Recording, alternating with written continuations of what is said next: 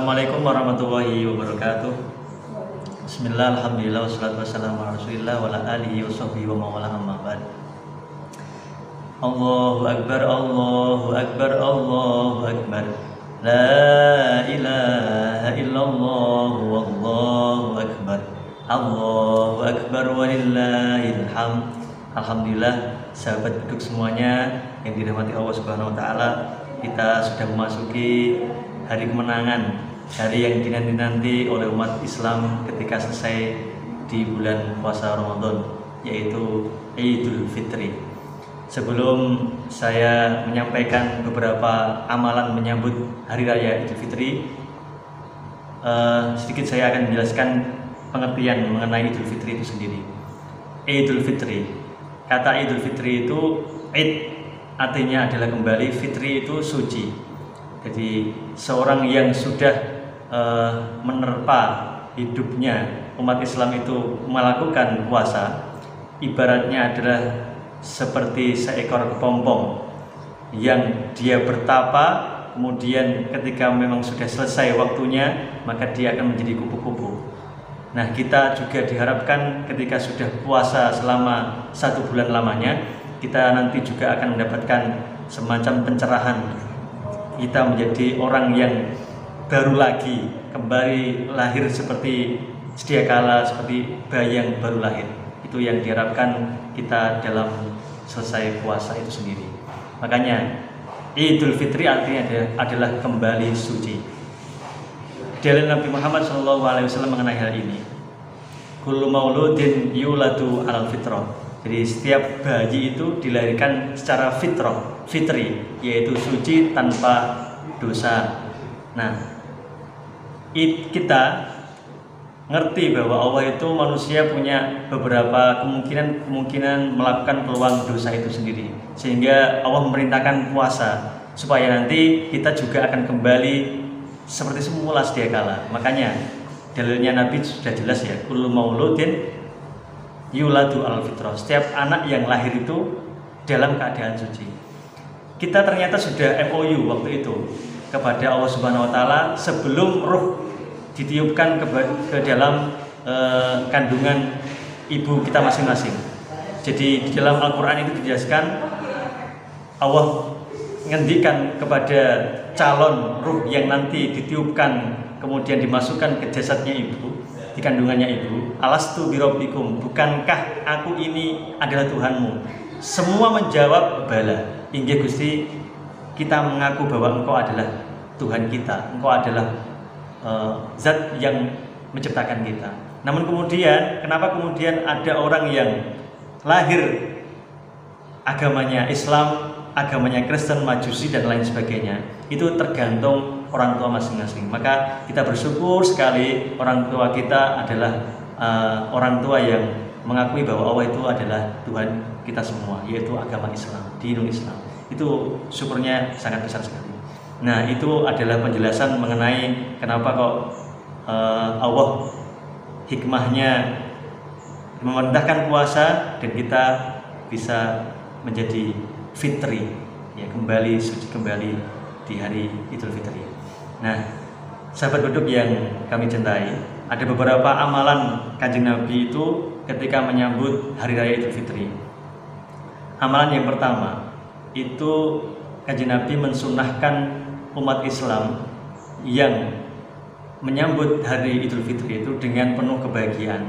Kebahagiaan di sini ekspresinya setiap manusia itu berbeda-beda. Namun Kanjeng Nabi membatasi bahwa jangan sampai ekspresi yang senang itu sangat berlebihan, artinya disuruh malah untuk melafalkan takbir, Allahu Akbar, Allahu Akbar, Allahu Akbar dan lain sebagainya. Itu adalah sunnah kita ketika malam Idul Fitri tiba. Kita harus perbanyak takbir, jangan kemudian malah perbanyak petasan dan sebagainya. Itu juga keliru.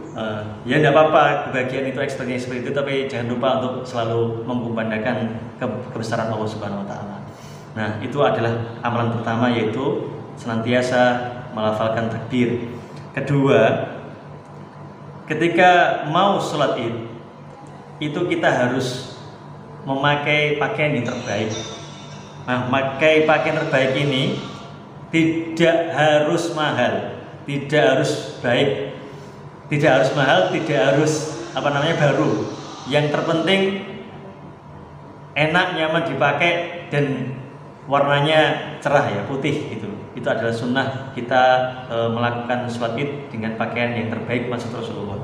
Makanya Rasulullah itu ngendikan begini, laisal id liman labisal jadid, bahwa orang yang Idul Fitri itu bukan orang yang pakaiannya baru, tapi yang baru justru adalah hati dan ketakwaannya kepada Allah Subhanahu wa taala. Itu penekanan Rasulullah supaya nanti ketika hari raya tidak harus kemudian kita mencari baju baru dan sebagainya, tidak harus, namun memakai pakaian yang terbaik. Pakaian yang terbaik menurut Al-Quran adalah ketakwaan itu sendiri. Nah, itu adalah amalan yang kedua. Amalan yang ketiga, ketika kita mau menjelang Idul Fitri, kita harus beres zakat fitrahnya. Ini penting sebab kita suci secara rohaniyah, dibersihkan melalui puasa, tapi harta benda kita, apa yang kita makan, itu belum suci kalau tidak zakatnya. Zakat fitrah ini wajib hukumnya. Maka mari kita sebelum sholat Idul Fitri, kita sudah selesai zakat fitrahnya. Ini penting. Untuk kemudian lanjut, amalan yang keempat adalah kita silaturahim kepada sanak kerabat, tetangga, supaya kita saling maaf-memaafkan. Ini juga ternyata sudah dilakukan oleh Rasulullah. Dan alhamdulillah di Indonesia punya tradisi halal bihalal itu ya. Yang tradisi ini belum tentu ada di negara yang lain, belahan dunia yang lain tidak ada. Hanya di Indonesia yang kemudian memunculkan tradisi halal bihalal. Nah, tradisi halal bihalal ini tujuannya apa? Tujuannya adalah ketika kita puasa, fokusnya adalah hablum minallah, maka selesai dari puasa, kita juga harus hablum minan nas ya. Antar hubungan manusia kita juga harus selesaikan di saat itu juga. Ya, memang sih benar bahwa nggak harus menunggu momen Idul Fitri kita meminta maaf dan memberikan maaf kepada yang lain. Tapi momen itu juga sangat penting ketika kita menggunakan kesempatan terbaik itu. Ketika kita mungkin telah jauh dari kerabat, kemudian waktu itu adalah waktu bisa mudik, kemungkinan besar kan bisa kesempatan itu digunakan untuk saling memaafkan dan menjalin kekerabatan supaya lebih erat lagi kepada saudara kita umat Islam yang ada di tetangga kita ya, sekitar itu terutama. Itu adalah beberapa amalan dalam rangka kita menyambut Hari Raya Idul Fitri. Nah, sahabat beduk yang dirahmati Allah, mungkin itu yang bisa kami sampaikan. Mari kita senantiasa mengisi Idul Fitri ini dengan kesenangan ya, kesenangan dengan melantunkan takbir-takbir, kemudian zakat fitrahnya jangan lupa, kemudian kalau memang ini masih pandemi tidak diperbolehkan untuk berkunjung kepada sanak famili dan lain sebagainya, ya bolehlah kita lewat WA dan sebagainya. Itu juga tetap harus kita lakukan. Mungkin itu yang bisa kami sampaikan, mudah-mudahan bermanfaat dan kita bisa bermetamorfosa menjadi kupu-kupu. Amin amin ya rabbal alamin. Assalamualaikum warahmatullahi wabarakatuh.